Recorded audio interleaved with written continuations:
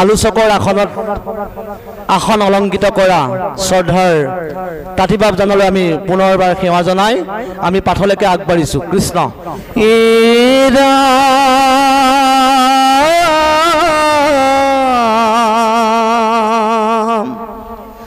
কৃষ্ণৰ বচন শুনি অহাসি বিনামন্ত মুনি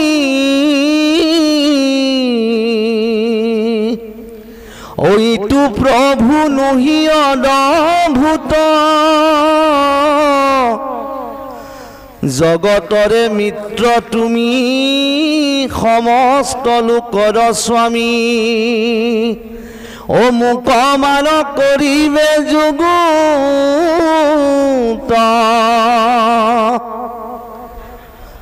জগতৰে মিত্ৰ হুই অদুষ্ট কবিনাশ কৰা অতভু নোহে তোমাৰ বিধি জগতৰে সৃষ্টি ৰক্ষা কৰিবাক লাগে প্ৰভু অদুষ্ট দমিলেহে হুৱে সিদ্ধি। নাম হৈছে সুপ্ৰিম সোল, নামতকে শ্ৰেষ্ঠ আৰু একোৱে নাই। ভগৱান কৃষ্ণই কৈছে যে বৈকুণ্ঠৰ কল্পতৰু মহাভাগৱত ইহাৰ উত্তম ফল হৰি নাম মাত্ৰ। এই বৈকুণ্ঠৰ কল্পতৰু মহাভাগৱতৰ মহাফলটোৱে হৈছে হৰিৰ নাম। হৰিৰ নামে হৰিৰ নামে হৰিৰ নামে গতি, হৰিৰ নামে ভকতৰ কেৱলে ভগত। গতিকে আমি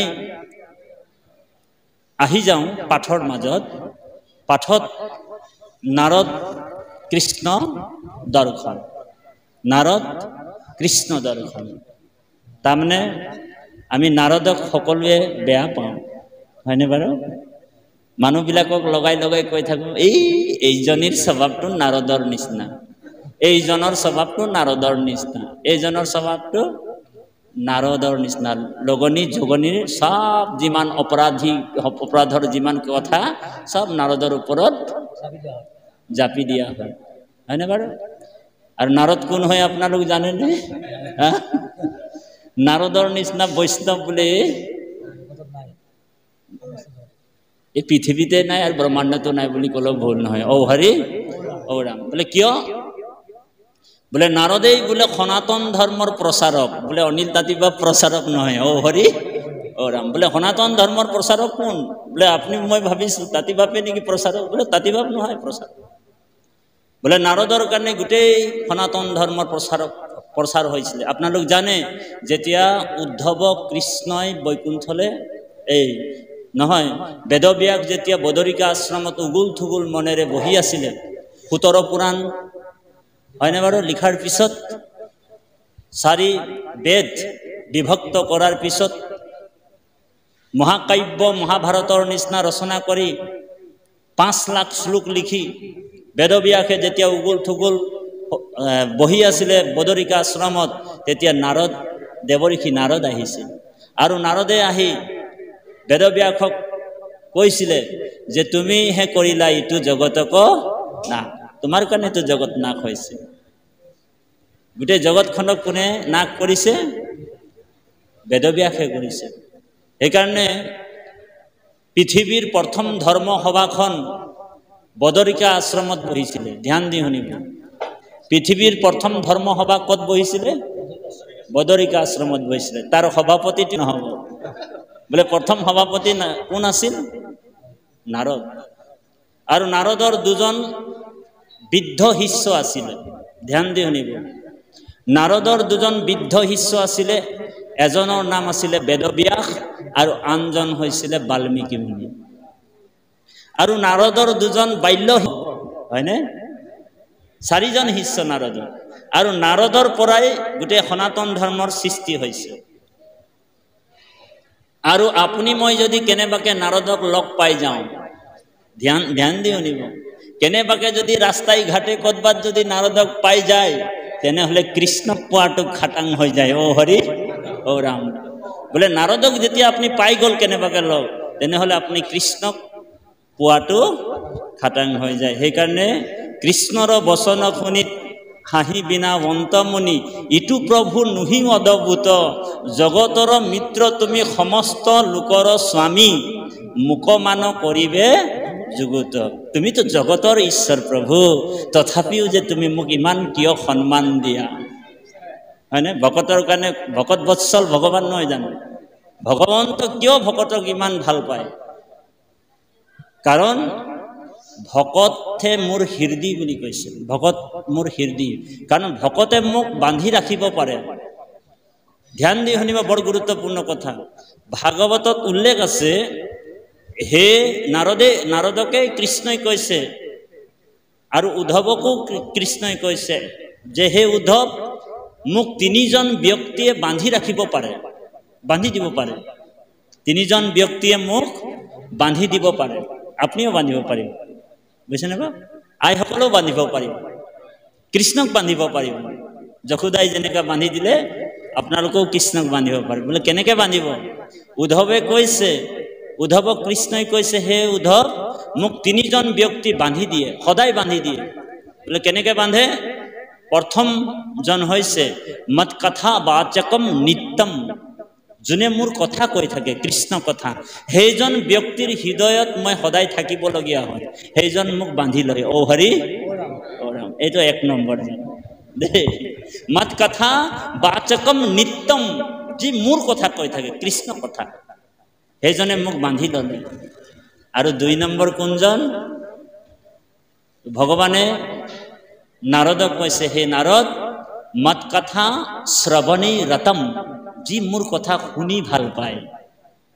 যি মোৰ কথা শুনি ভাল পায় সেইজনো মোক হৃদয়ত বান্ধি ল'ব পাৰে ও হৰি ও ৰাম আপোনালোকো বান্ধি দিছে ভগৱানে তাৰপিছত তিনি নম্বৰ ব্যক্তিজন কোনজন ভগৱানে উদ্ধৱক কৈছে হে উদ্ধৱ মত কথা প্ৰীতি মনসম যি মোৰ কথা শুনি মনৰ পৰা আনন্দ লয় নাহম তেক্ষামি তম নৰহ এই তিনিজন ভকতৰ এই তিনিজন ব্যক্তিৰ হিয়া এৰি মই যাব নোৱাৰো আমাৰ বিনীত বৰা বাবে প্ৰায় কৈ থাকে বৰগীতত ভকতৰ হিয়া এৰি যাইব কা নাপাৰো নোৱাৰো হৰি নোৱাৰা হৰি গতিকে ভকতৰ হিয়া এৰি ভগৱন্ত যাব নোৱাৰে বান্ধি থাকে বান্ধি লয় বুলি কৈছে সেইটোক প্ৰেম ভক্তি বুলি কৈছে প্ৰেম ভক্তিটো এনেকুৱা আমি আপোনাসবক খুব লেচেৰি বুটলা নিচিনাকৈ কথাবিলাক কৈছোঁ তাৰমানে ভগৱানে কৈছে যে আমি ভগৱন্তক প্ৰেম ভক্তিৰ যোগেদি পাব পাৰোঁ সেইকাৰণে শ্ৰৱণ আৰু কীৰ্তন ভক্তিটোক উত্তম ভক্তি বুলি কোৱা হৈছে শ্ৰৱণ আৰু কীৰ্তন ভক্তিটোক কি বুলি কোৱা হৈছে উত্তম ভক্তি ইয়াতকৈ শ্ৰেষ্ঠ ভক্তি আৰু নাই গীতাত কৃষ্ণই অৰ্জুনক কৈছে হে অৰ্জুন এ ৰাম মোৰ জন্ম কৰ্ম মুহুৰে হে গুণ নাম শ্ৰৱণ কীৰ্তন কৰি বেকয়বি শ্ৰাম মোৰ কথা শ্ৰৱণত কৰিবে কৰতি ঐ আকেহে বুলয় সখী উত্তম ভকতি মোৰ জন্ম কৰ্ম মুহুৰেহে গুণ নাম শ্ৰৱণ কীৰ্তন কৰিবেক অবিশ্ৰাম মোৰ কথা শ্ৰৱণত কৰিবেক ৰতি ৰতি মানে প্ৰেম আকেহে বুলয় সখী উত্তম ভকতি আজি আমি যে বহি যে ভগৱন্তৰ জন্মলীলা ৰহস্যবিলাক যে শ্ৰৱণ কীৰ্তন কৰিছোঁ ইয়াতকৈ আৰু উত্তম ভক্তি আৰু আছে নেকি বোলে নাই গতিকে আপোনালোক উত্তম ভক্তি কৰি আছে কৃপালু বাপাই সমস্ত সেইকাৰণে উদ্ধৱক কৃষ্ণই কৈছিলে যে মোৰ যিজন একান্ত ভকত হয় সেইসকল কেনেকুৱা ধৰণৰ হ'ব স্বভাৱবিলাক কেনেকুৱা তেওঁলোকৰ ভগৱানে কৈছে উদ্ধৱক বোলে বাঘ গদগদা দর্বতে এইস চিতম রুদত্তে ভীষণম হাসিত্য কছিচ্চ বিলয় যে উদ্গাওতে নৃত্যৈস্য মদ ভক্ত যুক্ত ভুবনম পুনঃ। মোৰ ভকতজন কেনেকুৱা যে মোৰ নাম লৈ লৈ মোৰ কথা শুনি বা মোৰ কথা কৈ কৈ বাক গদগদা কণ্ঠ অৱৰোধ হৈ যায়, ক'ব নোৱাৰা হৈ যায়। বুজিছেনে বা? কৃষ্ণ কথা ক'বলৈ কৈ থাকোঁতে ক'ব নোৱাৰা হৈ যায়, কণ্ঠ অৱৰোধ হৈ যায় দেৱা। বাক গদগদা দৰ্বতে এইচ চিতম, হৃদয়খন চিতটো লিকুইড ফৰ্মত আহি যায়, মানে দ্ৰৱীভূত হৈ যায়। যেনেকৈ পানীত যদি চেনি দি দিয়া হয় কি হয় বাৰু? দ্ৰৱীভূত হৈ যায় নে? ঠিক চিতটো মানে লিকুইড ফৰ্মত আহি যায়। তাৰপিছত কৈছে হাসিত্য কছিচ্চ, মোৰ নাম লৈ লৈ কেতিয়াবা হাঁহিব। বিলয় যে উদ্গাৱতে, কেতিয়াবা মোৰ নাম লৈ লৈ নাচিব। আৰু কেতিয়াবা কেতিয়াবা বোলে মাটিটো বাগৰি যাব, অ হৰি অ ৰাম, মোৰ নাম লৈ লৈ মাটিটো বাগৰি দিয়া ভকত আছে নাই বাৰু? আপোনালোক বাগৰিছে নাই? যেতিয়া ভাগৱত শোভাযাত্ৰা হয় তেতিয়া আপোনালোক ভাগৱতৰ পিছে পিছে যেতিয়া নাম গাই গাই যায়, আইসকলৰ চাব মানে চাদৰখন মাটিত চুচৰি চুচৰি যায়, কিন্তু আই ক'বই নোৱাৰে। কোনোবা এজন বাপ ক'ব লাগিব বা আই এগৰাকী ক'ব কৃষ্ণ কৃষ্ণ আই প্ৰভু আপোনাৰ চাদৰখন মাটিত চুচৰি গৈছে, কৃষ্ণ, হয়নে? সেইটো হৈছে প্ৰেম ভক্তি। উদ্ধৱ কৃষ্ণই কৈছে, হে উদ্ধৱ, এই ৰাম প্ৰেম ভকতিৰ চিহ্ন শুনি উদ্ধৱ, প্ৰেম ভকতিৰ চিহ্ন শুনি উদ্ধৱ, হৰি হৰি বোলন্তে লুতক যাৰ শ্ৰৱে। আপোনালোকৰ কেতিয়াবা চকু পানী ওলাই নেকি আসনত বহিলে? আপোনালোকৰ ঘৰৰ গুৰু আসনত বহিলে কেতিয়াবা নিজে নিজে চকু পানী আহেনে বাৰু আইসকলৰ? সেইটো হৈছে প্ৰেম ভক্তি। বাষ্প বাৰী পৰিপূৰ্ণ লোচনম, কেতিয়াবা কেতিয়াবা নিজে নিজে চাবচোন লুতক বৈ আহে, হয়নে বাৰু? নাথব ভগৱানে কৈছে ই ৰাম প্ৰেম ভকতিৰ চিহ্ন, এ শুনি উদ্ধৱ, হৰি হৰি বোলন্তে লুতক যাৰ শ্ৰৱে। এ ৰাম মোৰ কথা শুনন্তে হৰিৰ ৰোমাঞ্চিত, হয়নে? মোৰ কথা শুনে শৰীৰ ৰোমাঞ্চিত হৈছেনে কেতিয়াবা? ভগৱানে কৈছে জানা তাৰ পৰম পবিত্ৰ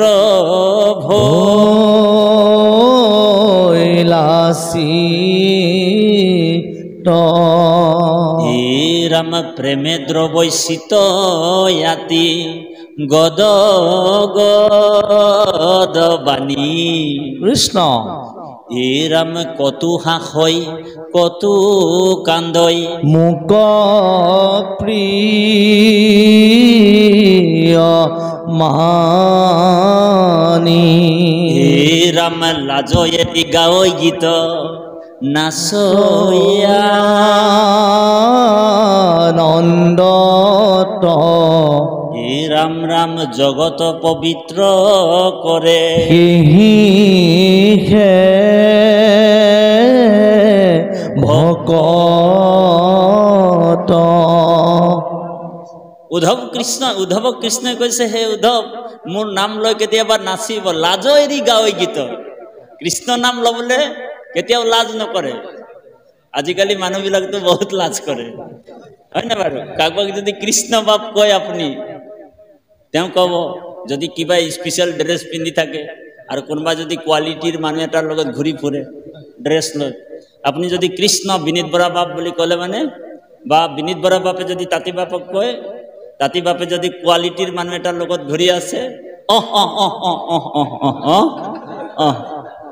কৃষ্ণ নাম ল'বলৈ টান পায়, কাৰণ তাঁতি বাপে অফিচাৰ এজন লগত আছে নহয়, তেওঁ কৃষ্ণ নামটো শুনিব নহয়, হয় নে বাৰু? এনেকুৱা হৈছে নে বাৰু আপোনালোকৰ? হা, কৃষ্ণ ক'লে কৃষ্ণ ক'বলৈ টান পায়, লাজ পায়, হয়নে বাৰু? গুৰুজনাই কিহৰ কাৰণে বাৰু ডাকি বোলা ৰাম ৰাম লিখিলে বাৰু? হৰি ৰাম কিহৰ কাৰণে লিখিলে? হা, তাৰমানে আমাৰ শৰীৰৰূপী যিটো শৰীৰত আত্মাটো আছে, আত্মাটোৰ আমাৰ ৰন্টু শইকীয়া বাপে আত্মাৰ বিষয়ে আপোনালোকক ক'লে অকণমান, হয়নে বাৰু?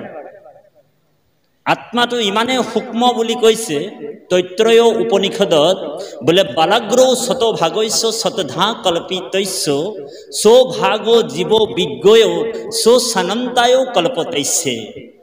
আত্মাটো কিমান সূক্ষ্ম বুলি কৈছে যে এডাল চুলি যদি মূৰৰ পৰা টানি অনা হয়, তাক যদি 1000 টুকুৰা কৰি দিয়া হয়, কোনোবা পাৰিব নেকি এডাল চুলি টানি আনি 1000 টুকুৰা কৰিবলৈ?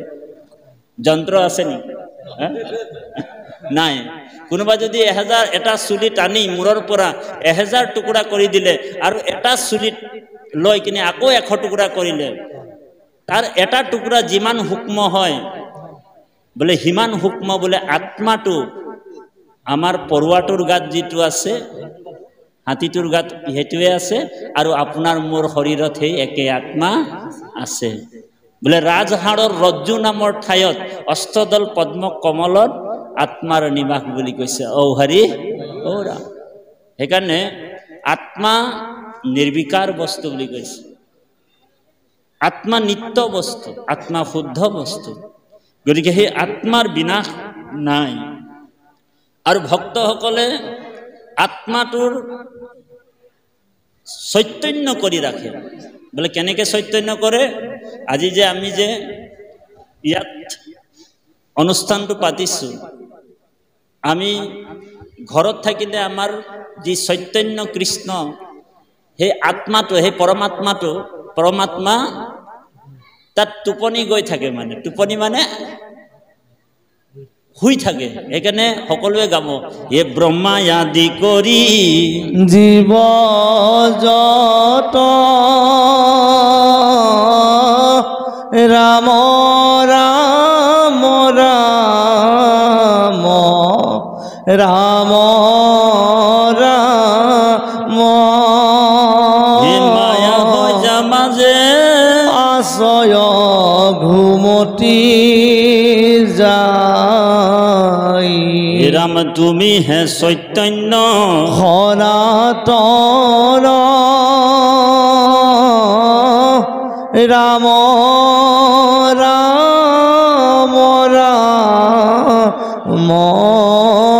ৰাম ৰাম ৰাম, হে আমি অচেতন নিয়োক নাথ জগাই, ৰাম আমি অচেতন নিয়োক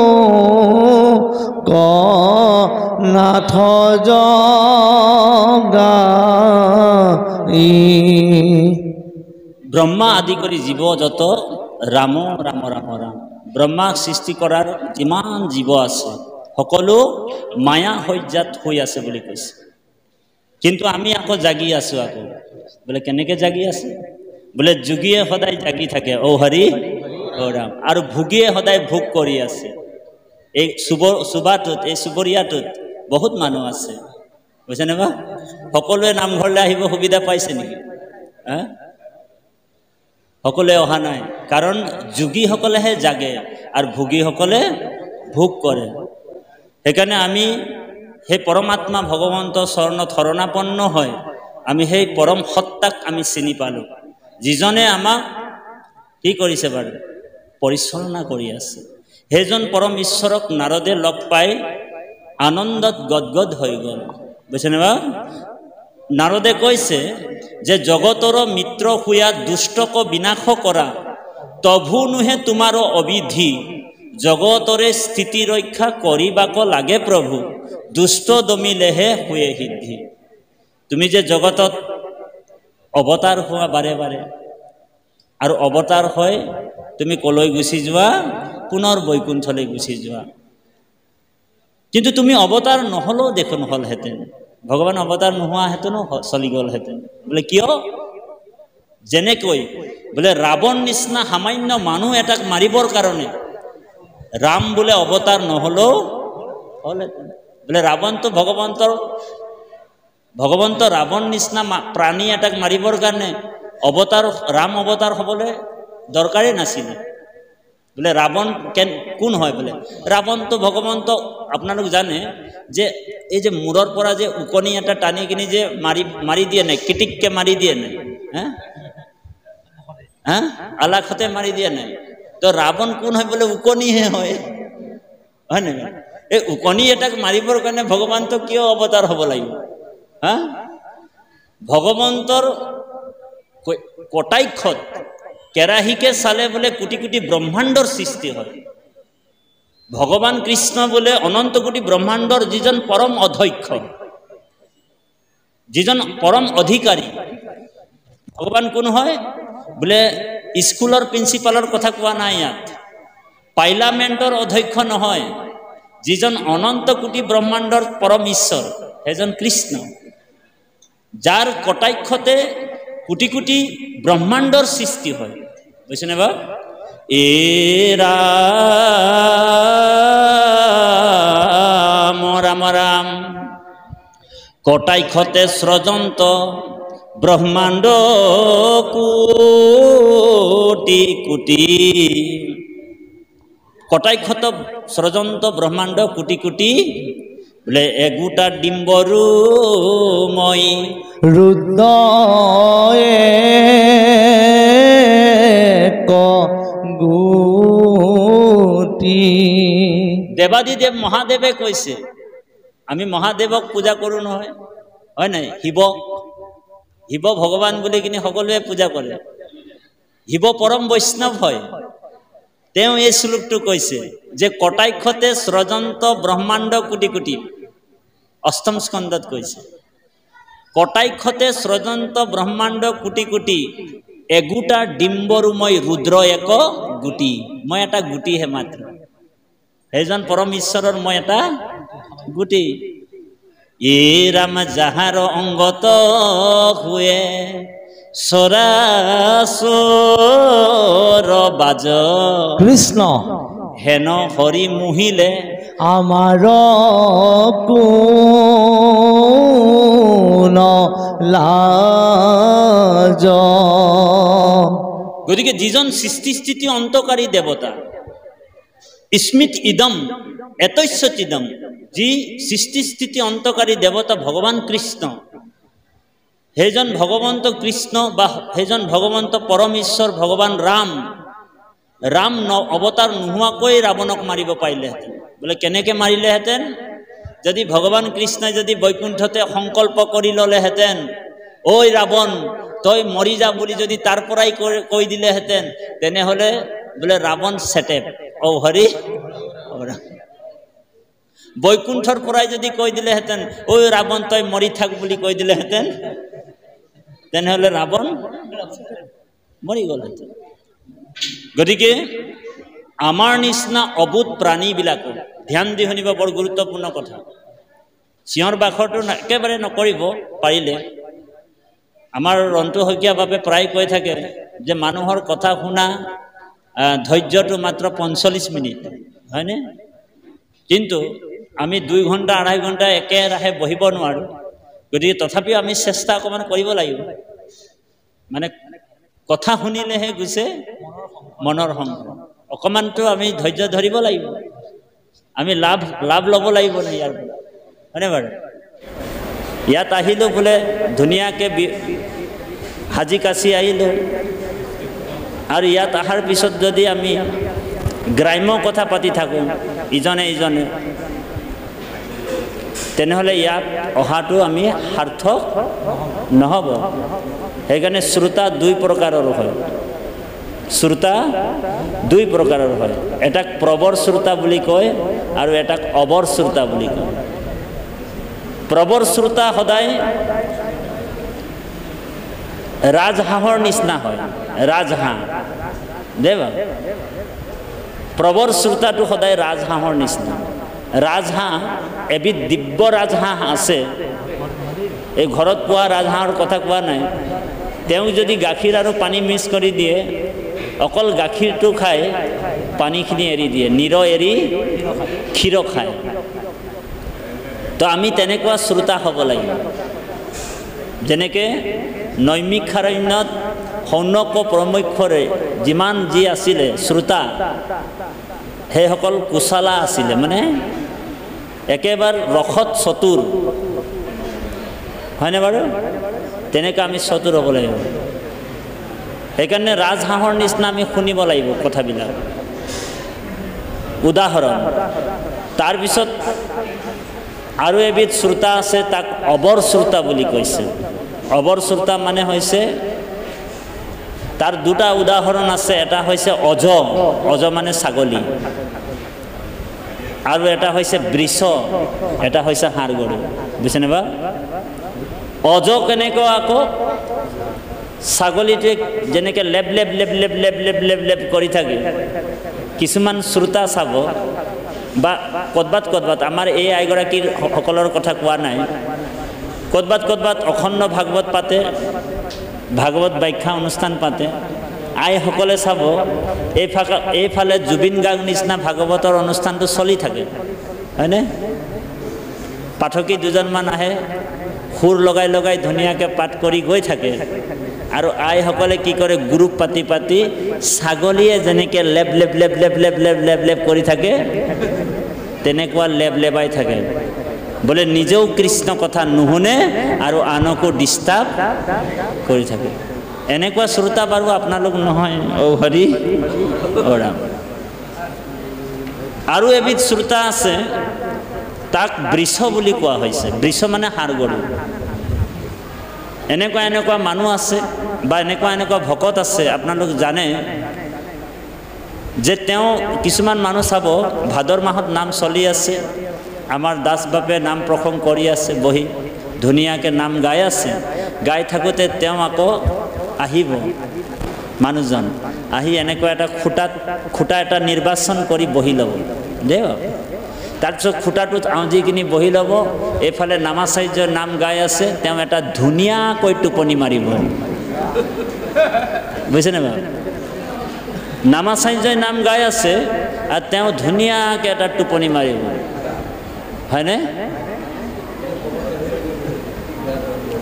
আৰু যেতিয়া নামাচাৰ্যই নাম সামৰণি মাৰিব তেওঁ কি কৰিব প্ৰসাদৰ টোপোলাটো ল'ব আৰু ঔ হৰি ঔ ৰাম তাৰ বাহিৰে আৰু তাৰ কাম নাই সেইটোক বৃষ বুলি কোৱা হৈছে বৃষ মানে হাড় গৰু যেনেকৈ গোহালিত পালে গোহালিত থুৱে বাহনিত পালে বাহনিত থুৱে আৰু আপোনাৰ পাকঘৰত পালে মানে পাকঘৰত সোমাই যিমান বস্তু আছে খাই বৈ তাতো হৈ যাব আৰু ৰাস্তাত পালে ৰাস্তাতো হৈ থাকে হয়নে ঠিক তেনেকুৱা আমি শ্ৰোতা হ'ব নালাগে গতিকে আমি কৃষ্ণ কথাটো বহুত সাৱধানে শুনিব কৈছে কাৰণ কৃষ্ণ কথাত মোৰ মহালাভ আছে বুলি কৈছে আমি মহালাভ কোনটো ভাবোঁ ধ্যান দি শুনিব আমি মহালাভ এইটোৱে ভাবোঁ যে আমাৰ 2 মহল বিল্ডিং হৈ যায় বা বিল্ডিং হৈ যাব হয়নে বাৰু অহা বছৰ আসাম টাইপ ঘৰটো হৈ যাব এইটোক মহালাভ বুলি ভাবি আছে হয়নে